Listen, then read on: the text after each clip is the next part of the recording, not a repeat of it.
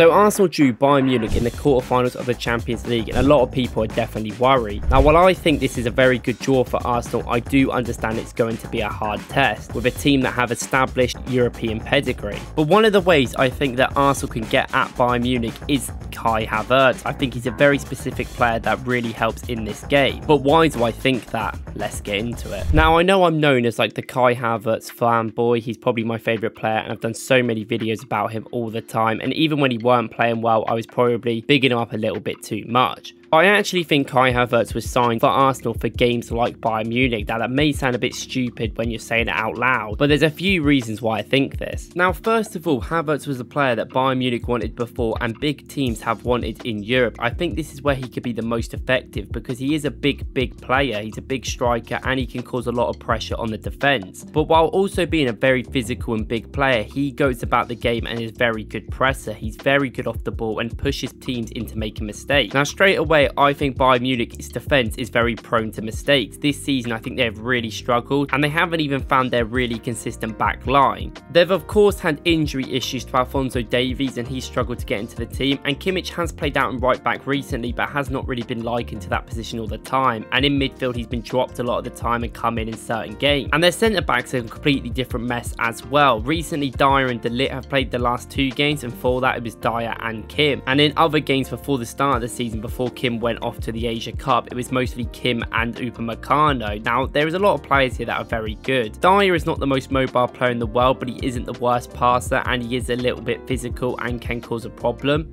but he is better in a back 5. De Ligt is a very physical player and is often a very crucial tackler, getting the ball back in high oppositions. And Kim and Upamecano are very aggressive players. Kim is more smart and likes to be careful when he runs and makes his duels, and he's very good in the air, while Upamecano is a bit like Saliba and loves running backwards when people get in behind with his brilliant pace. But this is where I think the real problem can start for Bayern Munich. Now, they're not used to getting pressed off the pitch. They like having the ball and sort of working their way up the pitch, especially in the Bundesliga where people don't press that hard. And Havertz's pressing with Odegaard, I think, will cause them a lot of issues because it will force their midfielders to come deep and will often create a gap. This will make Musiala is a real problem. He will come deeper and try and go past the whole team, which is definitely a possibility. And on transition, if they find him in space in the centre, that could be dangerous. And I expect people like Sane and Kane to move up to try and be over the top ball. Kane probably will come into the centre to win headers on as well. I also do expect Bayern to play a 4-back because we have seen them play a 5-back in certain games, but I think they've often been quite picked apart, especially against Leverkusen. So I don't really think in a game like this they're going to choose that because they're going to want a lot of midfield pressure, because that is sort of the blueprint against Arsenal. Get 3 centre midfielders in the middle and get one always on Jorginho, and it struggles to make the passes through. But Bayern Munich also this season, I don't think have been very good at crossing and heading the ball from outside their own box. There's been many goals that they have conceded specifically against weaker teams in the Bundesliga where they just flood the box and even have less players than Bayern in there. Because the centre backs are changing all the time and there's not really that many communications, and I don't even think Eric Dyer is really that good, they often just miss the headers and give 3 headers to players in the middle. And Neuer is still a great goalkeeper and does some brilliant saves sometimes, but he can't save you all the time when you're giving 3 chances to other teams. This is why I think it's another key thing for Havertz. I know Havertz isn't exactly the most prolific player in the air and he does miss a lot of chances,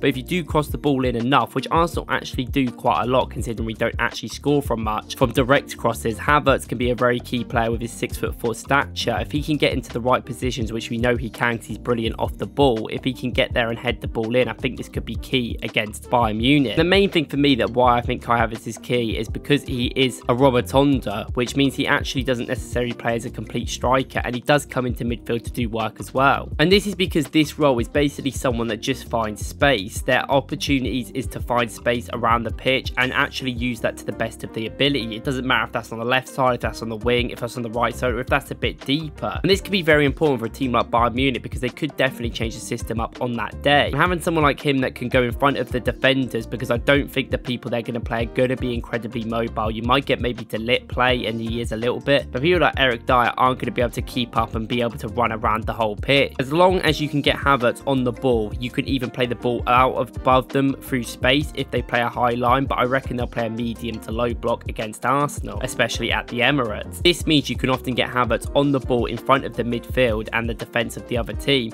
picking the ball up, sending in Odegaard into space on the right half space. And the most things this will matter is because this gets the ball down to Saka, where Saka can actually cross the ball into Havertz's back post. I think we'll see that as be a very key point to this Bayern Munich tie, and something that we haven't actually used in quite a while. And while we've done this when Havertz has played in that left centre mid role, and we could see that come back, Havertz maybe moves back into left centre mid and Jorginho may be vacated. This is because Arsenal want to be a bit more quicker in possession and be a bit better on the transition maybe next time, where it's more important in the Champions League. You could also play someone like Jesus up front that gives you that added physical ability in the box, where he can start empowering the defenders and pushing them around, because Bayern are going to have very physical defenders, so it's good to match up against them. This also allows Arsenal, if they do cross it in, to have more people in there, but definitely could be a problem on the counter. People like Declan Rice in that 6 role would probably be perfect. I think it was better in that Porto game anyway. And while I do think Havertz will get chances in this game, if you actually look at Bayern Munich's recent games in the Champions League, they've given up a lot of space in certain areas. Their defence likes moving with the ball, a bit like Arsenal's in a sense, so they're all in that certified area of the pitch, trying to close it down and keep the team closer with each other. And while this obviously helps get pressure and keep the ball and sustain possession, I do think this could cause an issue against us specifically, because we have players that do like running in, overlapping, and we do like getting 5 or 6 forward. When that space is vacated and Havertz can find it, I'm sure there's going to be a lot of space for sometimes our wingers, maybe people like Kivior, even to overlap. And it could cause a lot of problems for Bayern Munich trying to keep up with our attack a lot of the time. And the best thing about Havertz is definitely the fact that he is just going to be a duel monster. He's just going to run around, start beefing people and get into so many duels running around the pitch. Against Porto, I know it was 120 minutes, but he was actually involved in 25 duels. He won 15 of them and lost 10, but it's not really that matter. The fact that he's putting himself around aggressively, trying to win the ball back and sort of stirring the pot in the defence of the other team is very important. And in the Champions League, you need this. This often can actually unsettle the other team, while also helping Arsenal have a lot of pressure on the ball and get the ball up the pitch.